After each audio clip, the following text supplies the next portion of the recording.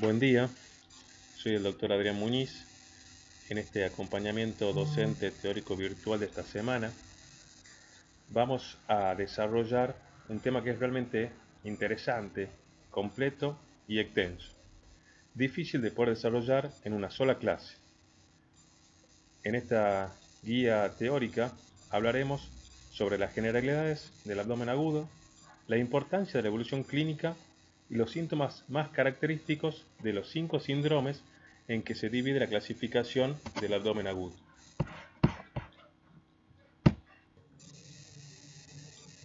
Como objetivos para esta clase, me gustaría que ustedes logren poder diferenciar entre lo que sería un abdomen agudo quirúrgico y un clínico.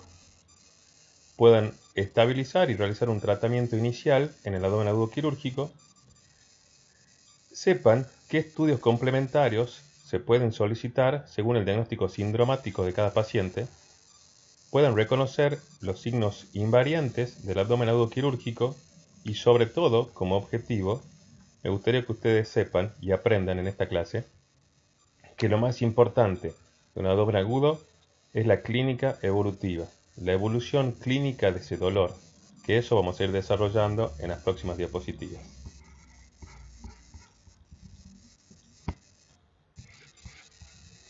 Existe una amplia variación de definiciones de abdomen agudos. Una de las definiciones que más me gustó, que me pareció más completa, dice que es un síndrome caracterizado por dolor localizado en el abdomen, de aparición brusca, que generalmente va acompañado por manifestaciones sistémicas con resolución quirúrgica. ¿Qué es el dolor?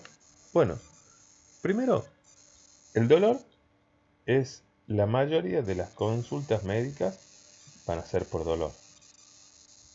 La mayoría de los pacientes, ya sea un dolor agudo, un dolor crónico o un dolor que aparece varias veces como síntoma principal y lo lleva al paciente a la consulta. Cada paciente tiene un umbral distinto de dolor, tiene una manera distinta de manifestar el dolor. Pero se puede decir que es una sensación molesta, aflictiva de una parte del organismo, que en este caso, cuando consulten por un abdomen agudo, el dolor va a estar localizado obviamente en el abdomen, que puede estar producida por una causa interna o externa al abdomen. Como causa interna, una inflamación del intestino grueso casi al subfinal en la zona del sigmoide, por ejemplo, sospechando un cuadro de una diverticulitis, puede ser un tipo de dolor, o una causa externa, que puede ser un aneurisma de aorta, que es una causa externa al abdomen, pero va a repercutir y va a generar un dolor abdominal que muchas veces lo puede llevar al paciente a una consulta médica. Con respecto a los tipos de dolor abdominal, vamos a tener el dolor visceral, el dolor parietal y el dolor referido. El dolor visceral es un dolor sordo, normalmente de baja intensidad, que está mal localizado, que suele estar en la línea media, mayormente en el epigastrio. El dolor parietal es un dolor agudo, de mayor intensidad con respecto al visceral, que está bien localizado, que genera alteraciones reflejas de la pared abdominal, como por ejemplo el dolor, la hipersensibilidad y algunas veces la reacción peritoneal, como por ejemplo cuando estamos cursando una apendicitis aguda y el paciente presenta McBurney positivo. El dolor referido es un dolor vago, un dolor impreciso, y es aquel que está localizado de forma somática, pero alejado de manera distante al estímulo visceral, como por ejemplo cuando estamos cursando una colecistitis y el paciente presenta una omalgia.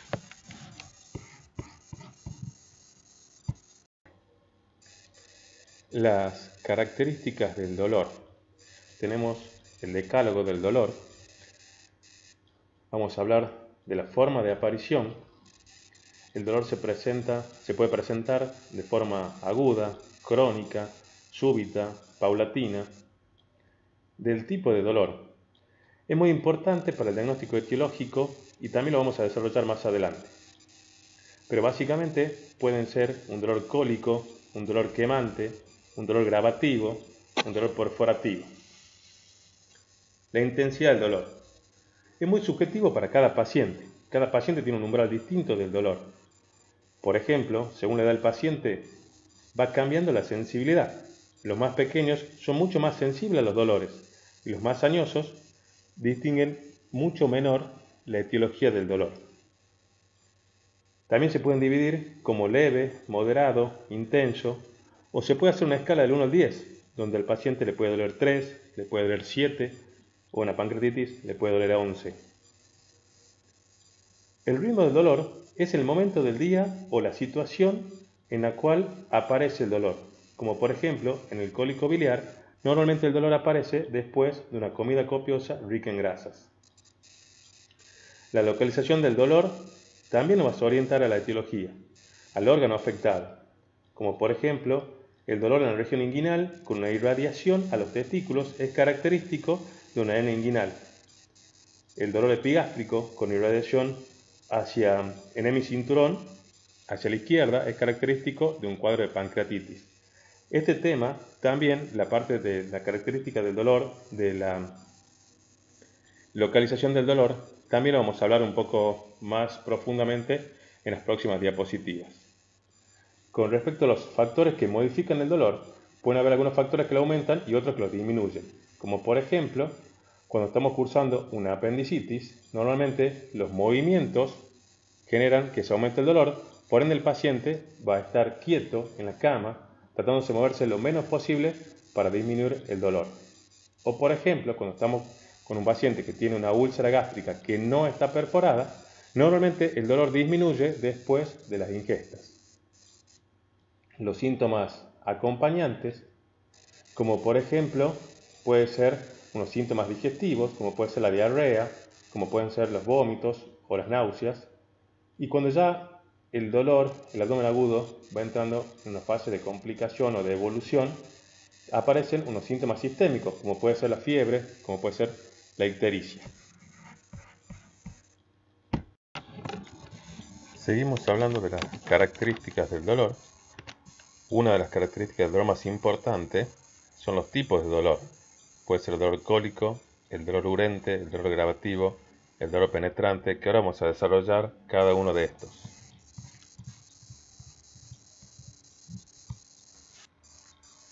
El dolor cólico es uno de los dolores clásicos, uno de los dolores más frecuentes que vamos a tener en la consulta médica. Es un dolor producido en una víscera hueca por contracción intensa y sostenida de esa víscera. Es un dolor que empieza y acaba repentinamente y que en el transcurso de este dolor muchas veces hace un pico de dolor, como por ejemplo el cólico biliar, el cólico renal o el cólico intestinal. El dolor urente o quemante es un dolor que se produce por irritación de la mucosa, como por ejemplo del esófago, del estómago o del duodeno, que va a generar en la gastritis aguda, la úlcera gástrica o una esofagitis.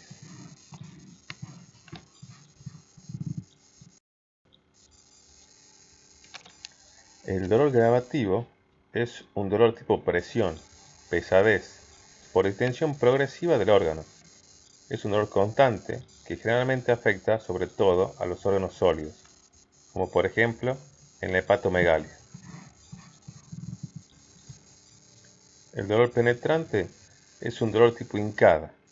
Se presenta una víscera hueca por compromiso de la serosa, por penetración desde la mucosa hacia la serosa.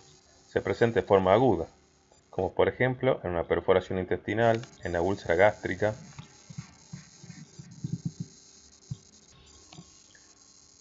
Cuando hablamos de las características del dolor, hablamos recién sobre los tipos de dolor y ahora vamos a hablar sobre la localización del dolor.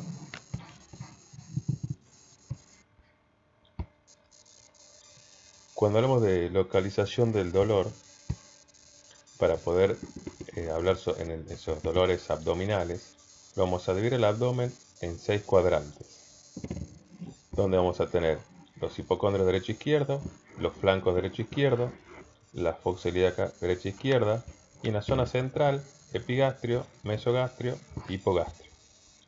Luego, más adelante, vamos a hablar sobre la semiología abdominal, sobre la exploración del abdomen, y ahí vamos a dividir y vamos a hablar un poco mejor sobre los distintos síndromes. Hasta ahora, hasta acá, lo que hemos hablado, sobre todo, es del síntoma típico y característico del abdomen agudo, que es el dolor abdominal. Este dolor, cuando recibimos el paciente en la guardia, va a ser de distintas características, como también hemos hablado. Al principio, la intensidad va a ser leve, cuando ese dolor sea visceral. Luego ese dolor se va a hacer más intenso, cuando sea parietal, y se va a ir localizando de mejor manera.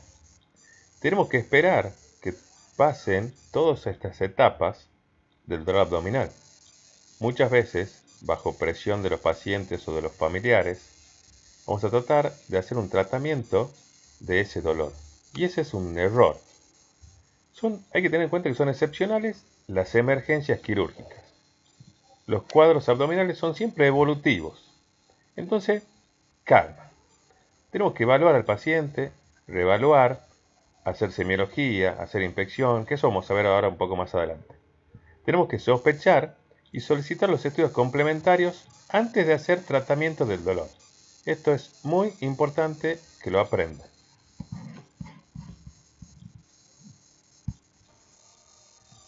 Con respecto a la fisiopatología del abdomen agudo, tenemos que saber que hay una repercusión local, que es lo que venimos hablando acá, que va a ser el dolor abdominal. También hay una repercusión sistémica, como por ejemplo, vómitos, náuseas. Tenemos los mediadores de la inflamación, como por ejemplo, la diarrea o fiebre. Hay una translocación bacteriana, que el paciente puede presentar taquicardia, también fiebre. Los órganos blancos, como por ejemplo el hígado, el pulmón, el sistema nervioso central, se van a ver afectados. Y tenemos la capacidad de respuesta del organismo al huésped.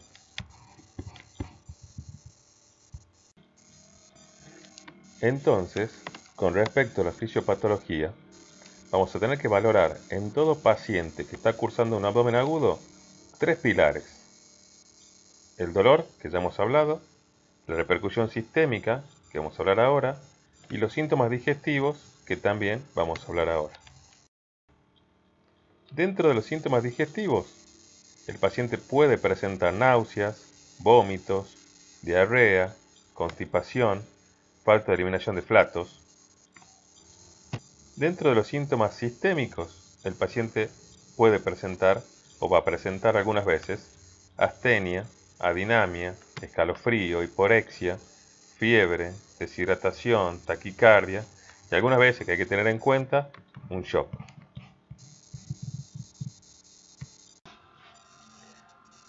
Lo ideal en todo abdomen agudo es llegar a poder realizar un diagnóstico sindromático. De manera ordenada, necesitamos realizar una historia clínica completa. La enfermedad actual, los síntomas locales, los síntomas sistémicos, los antecedentes personales y familiares, las cirugías previas, algún estudio complementario previo que tenga el paciente, realizar un interrogatorio minucioso, una exploración física exhaustiva y repetitiva. Muchas veces, con ver al paciente una sola vez, no sirve, no es completo. Hace falta reexplorarlo, volver a verlo, volver a evaluarlo. Para solicitar los estudios complementarios, nos pueden servir la sospecha clínica, descartar un estudio diferencial y tengan en cuenta que el que no sabe lo que busca, no entiende lo que encuentra. Siempre la clínica evolutiva es lo soberano para llegar a un diagnóstico sindromático.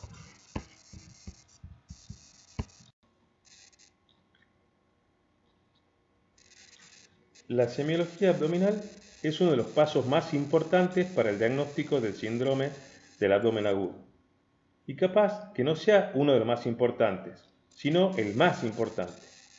La exploración semiológica, la inspección física, deben ser minuciosas, meticulosas y no olvidar evolutiva. Evaluar, esperar y volver a evaluar al mismo paciente. Todos los datos que podemos conseguir en la semiología nos van a orientar a un diagnóstico sindromático del abdomen agudo. Y así vamos a poder solicitar correctamente los estudios complementarios. En la exploración general Debemos ver al paciente como un todo. La expresión, o sea, la fascia, la coloración de la piel, las mucosas, si están secas, si están húmedas. Siempre hay que saludarlo al paciente, presentarse, darle la mano, escucharlo y nunca olvidar la importancia de la frecuencia cardíaca.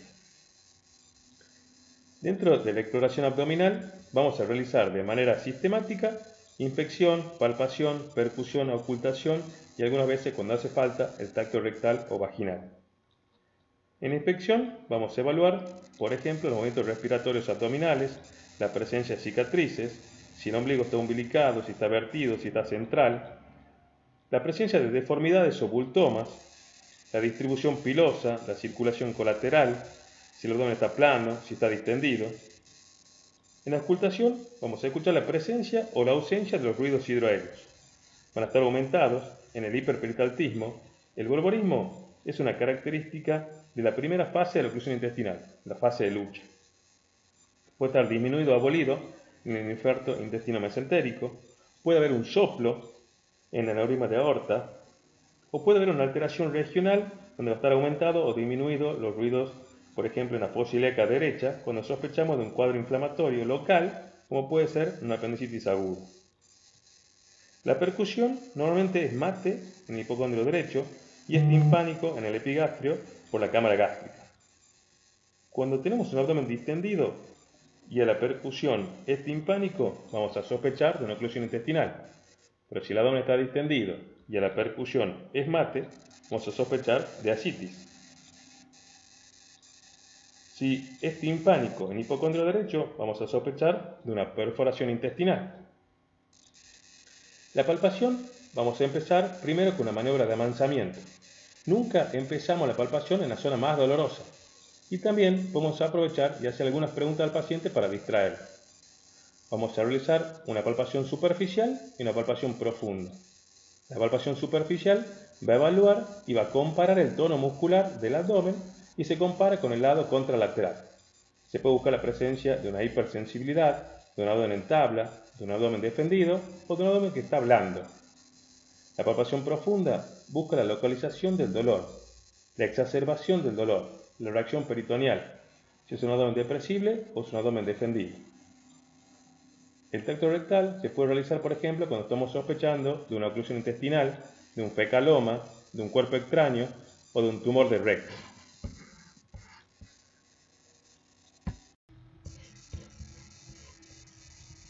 Para realizar la división topográfica del abdomen, vamos a trazar 4 líneas. 2 líneas que van a pasar por la línea medio clavicular derecha e izquierda, una línea que va a pasar por debajo de las últimas costillas y una línea imaginaria que va a pasar por las crestas ilíacas. Con esto vamos a dividir el abdomen en 9 cuadrantes y dependiendo de la localización del dolor, de la irradiación del dolor, del tipo de dolor, nos va a ayudar a realizar un diagnóstico o sospechar un diagnóstico sindromático del órgano afectado dentro del abdomen. Por ejemplo, si el dolor está en el epigastrio, podemos sospechar que es una gastritis, que es un problema de páncreas, que es un problema de la aorta. Si el dolor se encuentra localizado en el hipocondrio derecho, podemos sospechar que es un problema de la vesícula o de las vías biliares, del ángulo hepático del colon, o también podemos sospechar que es un problema del riñón derecho. Si el dolor está localizado en la fosa ilíaca derecha, vamos a saber de que el órgano afectado puede ser el apéndice, el ciego, el anexo derecho o el ilion terminal. En hipogastrio, normalmente el dolor va a estar afectado por algún trastorno del útero, de la vejiga, del recto. En la zona umbilical, cuando el dolor aparece en esta zona, tenemos que sospechar sobre todo que es un problema del intestino delgado, del colon transverso o también de la aorta, un aneurisma de aorta, por ejemplo. Si el dolor está localizado en la fosa ilíaca izquierda, puede ser una alteración del colon sigmoide, una diverticulitis o el anexo izquierdo, y así, dependiendo de la localización del dolor dentro del abdomen, vamos a poder sospechar cuál es el área que está afectada.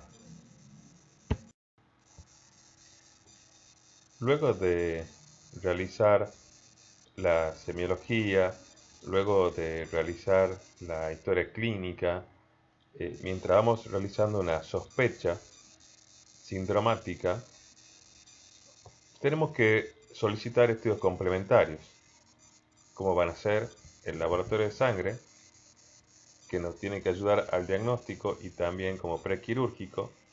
Podemos solicitar imágenes, como puede ser una radiografía directa de abdomen, como puede ser una ecografía, como puede ser una tomografía, y nunca olvidar la importancia de la laparoscopía.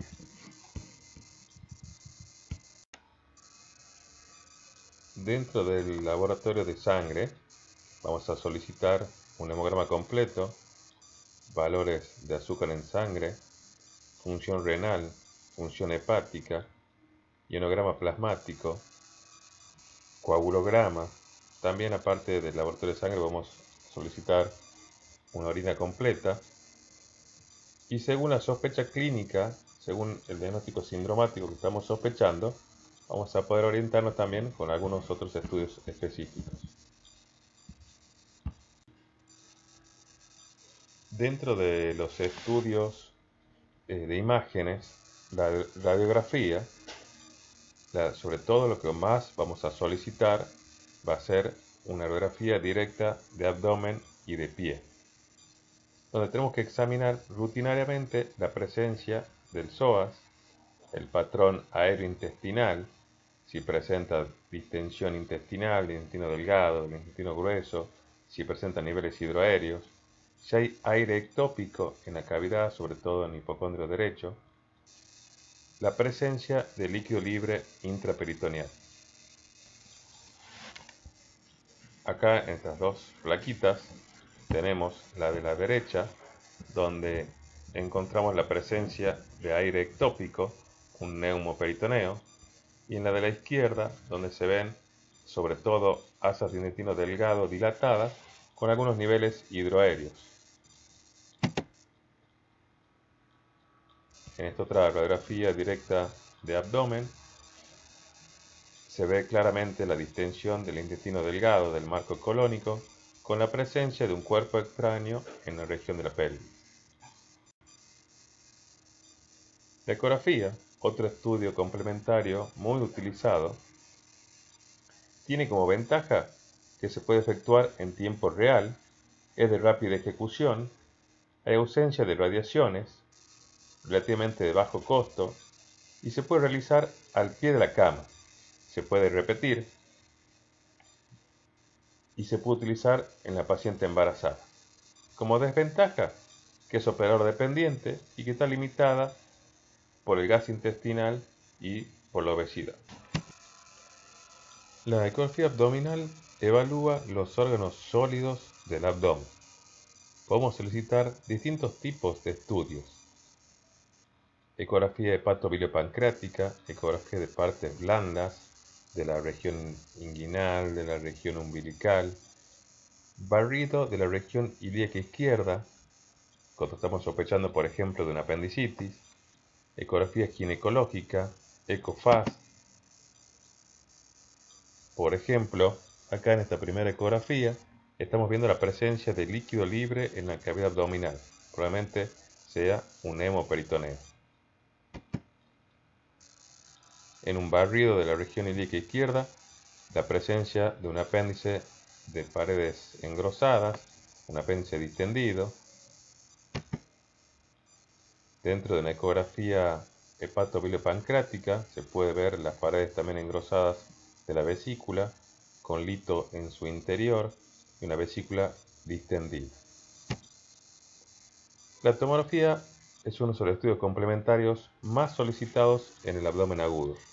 Tiene como ventaja que podemos evaluar los órganos sólidos, el retroperitoneo, el espacio interasa, y con el uso del contraste oral y o endovenoso también podemos evaluar las asas de intestino delgado y grueso. Tiene una sensibilidad entre el 78 y el 90% y una especificidad del 98%. Como desventaja, hay que movilizarlo al enfermo hasta el tomógrafo El paciente, para poder movilizarlo, siempre tiene que estar estable y la obesidad es una desventaja relativa. En esta primera tomografía se puede ver en la región superior derecha la presencia de una hernia o una eventración, una hernia incisional, donde el contenido de esa hernia aparentemente es una víscera y aparentemente está atascada. En este corte axial también podemos ver, está con contraste oral, hay una gran distensión de las asas de intestino con algunos niveles hidroaéreos. Y algo que no pasa frecuentemente, pero cuando sobreindicamos, sobrepedimos los estudios complementarios, pasan estas cosas, en donde vemos una tomografía que en la región de sigmoide, del recto, del intestino grueso, del colon, la presencia de una abundante cantidad de materia fecal. Esto claramente es un fecaloma y con hacerle un tacto rectal, una buena semiología al paciente, una buena historia clínica, un buen interrogatorio, probablemente hasta con una misma radiografía se puede hacer el diagnóstico sin tener que llevar al paciente a hacer una tomografía. Como dijimos recién, para llegar a un diagnóstico sindromático, vamos a solicitar un laboratorio de sangre, de orina, algunas imágenes, y no olvidar la importancia de la laparoscopía. La laparoscopía abdominal nos puede ayudar a hacer un diagnóstico, a hacer el diagnóstico y tratamiento, a realizar el tratamiento, o por lo menos, en el caso que haya que convertir la cirugía de pasar una cirugía laparoscópica a una laparotomía, nos va a indicar en qué lugar del abdomen tenemos que realizar la laparotomía. ¿Por qué hay que usar o hay que tratar de usar o por qué es importante la laparoscopía abdominal? Porque evita laparotomías en blanco, porque evita el retraso terapéutico, reduce el tiempo de internación, por ende disminuye los costos y disminuye el periodo de convalecencia. El paciente se recupera más rápido y vuelve a trabajar con anterioridad.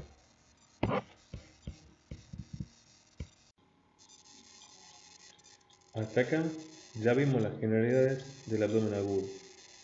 El dolor es el síntoma principal. Los distintos tipos de dolor, la localización, los síntomas sistémicos, los digestivos, como la fiebre, las náuseas, la taquicardia. Toda esta clínica florida, cambiante, evolutiva, distinta en cada paciente, tiene que orientarnos a un diagnóstico sindromático. Pero es mucho más importante el poder diferenciar si estamos ante la presencia de un abdomen agudo clínico o quirúrgico. Muchas veces no sabemos de qué lo vamos a operar al paciente, pero lo que sí sabemos que hay que operarlo. La evolución de los síntomas, el resultado de los estudios complementarios y sobre todo la experiencia que vamos adquiriendo a lo largo de los años. Hacen falta 3 meses para aprender una operación, 3 años para saber cuándo hay que hacerla y 30 años para saber cuándo no hacerla.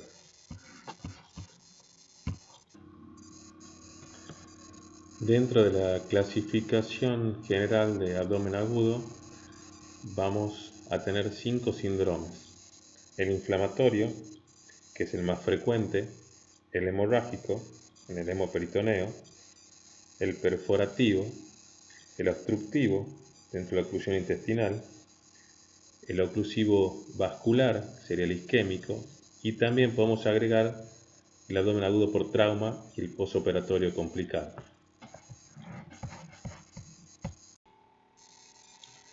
El síndrome inflamatorio es uno de los más frecuentes, en donde el dolor abdominal va a ser de inicio brusco, continuo. Continuo significa que va a ir de menor a mayor, cada vez va a ser más intenso. Como síntoma sistémico vamos a presentar taquicardia, fiebre, una fase tóxica.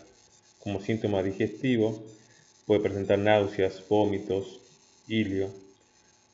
A la palpación vamos a tener reacción peritoneal, defensa o contractura en la parte del abdomen donde esté el órgano afectado. También una hiperestesia cutánea. En el laboratorio de sangre podemos encontrar leucocitosis. Dentro de los más frecuentes de estos síndromes vamos a tener apendicitis, colecistitis o diverticulitis. Acá en esta primera imagen podemos ver una colecistitis con paredes necróticas. Ahora vemos una apendicitis gangrenosa y de vuelta una colecistitis. El síndrome perforativo es característico del dolor abdominal en puñalada. Es un dolor agudo, de evolución rápida, donde los síntomas sistémicos van a ser la fiebre y la taquicardia. A la inspección vamos a ver un abdomen en tabla, con ausencia de los movimientos respiratorios abdominales. El paciente está cursando una peritonitis. Tiene líquido digestivo en su peritoneo. Entonces, a la palpación va a haber una reacción peritoneal generalizada. A la percusión desaparece la matriz hepática y si solicitamos como estudio complementario una radiografía directa de abdomen, vamos a ver un neumoperitoneo subdiafragmático. Dentro de la más frecuente va a ser la úlcera gástrica o duodenal perforada en un 80% de los casos. Siempre es más frecuente la duodenal que la gástrica. Y otro puede ser también la diverticulitis. Acá vemos una diverticulitis perforada con materia fecal y con líquido libre en todo el abdomen, en la región de la pelvis. Y acá una úlcera gástrica perforada que está haciendo la resolución laparoscópica. Dentro del síndrome obstructivo es el segundo en frecuencia. El dolor abdominal es de tipo cólico, el paciente puede presentar taquicardia, vómitos, fecaloideos algunas veces. La distensión abdominal está casi siempre presente, el gorgorismo intestinal, ausencia de eliminación de flatos, timpánico, y si solicitamos como estudio complementario una radiografía directa, vamos a encontrar los niveles hidroéqueos. La causa de la oclusión intestinal, mayormente, casi el 60% es por bridas, en un 20% por hernias, en un 10% por tumores y el restante por otras causas. En la primera foto de la derecha se puede ver claramente que la causa de la oclusión es una gran hernia umbilical.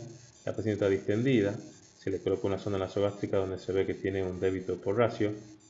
Y en la foto de la izquierda tenemos una paciente con una gran distensión abdominal, tiene una cirugía previa, no tiene ombligo esta paciente, por la cirugía anterior probablemente se le haya extirpado el ombligo y está cursando, lo más probable, una oclusión intestinal por bridas. El síndrome vascular es un síndrome de difícil diagnóstico, porque al principio es un dolor que está mal localizado, pero de máxima intensidad. El paciente tiene un gran dolor, pero con un abdomen blando. Luego, con el paso de las horas, el dolor se localiza en la región periumbilical y el abdomen se encuentra más doloroso. Tenemos un gran compromiso sistémico. El paciente va a estar con taquicardia, una afasia tóxica, tendencia a la hipotensión arterial. El abdomen va a estar distendido y con el paso de las horas puede haber un silencio abdominal y el paciente entra en shock. Algunas veces también se puede acompañar de enterorragia. Dentro del síndrome vascular isquémico, lo más frecuente es el infarto mesentérico, la hernia estrangulada, un infarto esplénico. Normalmente son pacientes añosos que tienen antecedentes de isquemia vascular. En esta primera foto podemos ver un infarto mesentérico. Acá una hernia estrangulada y acá una torsión del pedículo esplénico con una isquemia esplénica.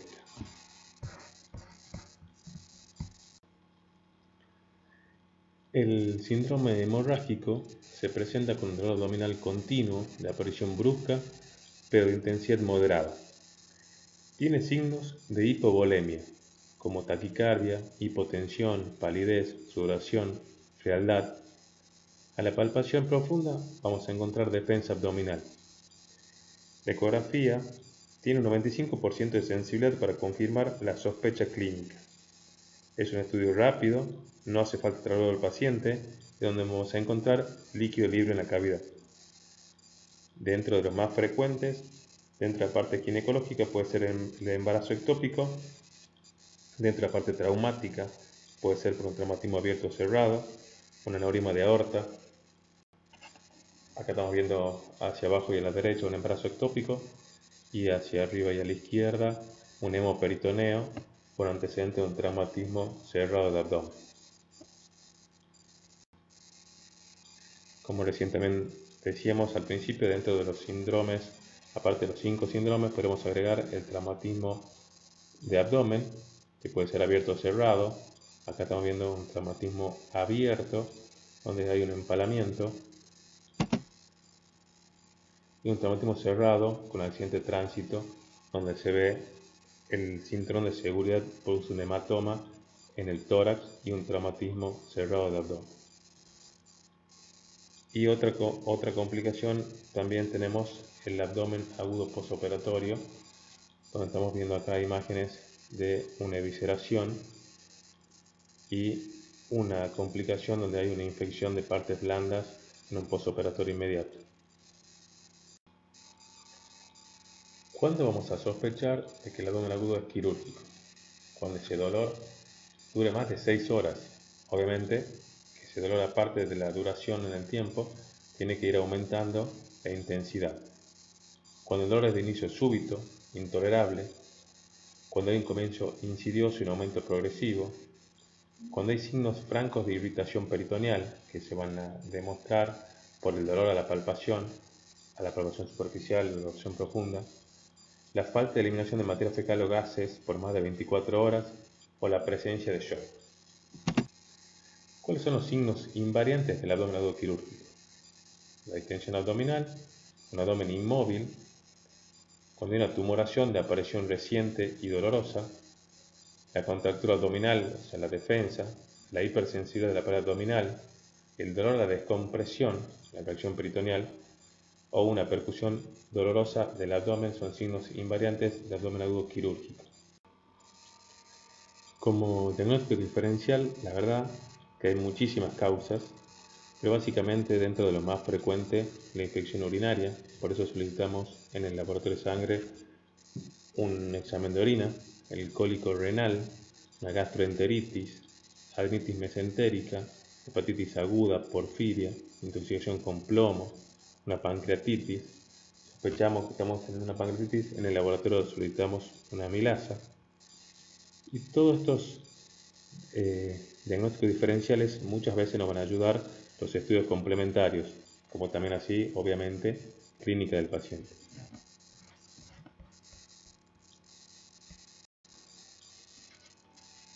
Como tratamiento inicial a aquellos pacientes que estamos sospechando que están cursando un abdomen agudo quirúrgico, tenemos que internar al paciente y realizar un control evolutivo de los síntomas sistémicos, de los síntomas digestivos, del dolor, realizar un acceso venoso, colocar una sonda nasogástrica y una sonda vesical. Yo recomiendo la sonda nasogástrica colocarla después de realizar los estudios complementarios. Tanto la tomografía como la radiografía es mejor realizarla primero y después colocar la sonda nasogástrica. Reponer la volemia, realizar los exámenes preoperatorios mínimos, como dijimos, el laboratorio de sangre, un electrocardiograma, si hace falta una teleradiografía de tórax. Es muy importante también informar al paciente, comentar al paciente qué estamos sospechando, qué es lo que está cursando, qué es lo que vamos a hacer, cómo vamos a hacer el diagnóstico, qué tipo de tratamiento se le puede ofrecer, que firme un consentimiento informado. Con respecto a la antibiótico-terapia y a los analgésicos, se recomienda no realizar ninguno de estos dos procedimientos hasta que no confirmemos el diagnóstico, por lo menos el diagnóstico quirúrgico, hasta que no lo revise el especialista y hasta que no se decida la conducta operatoria.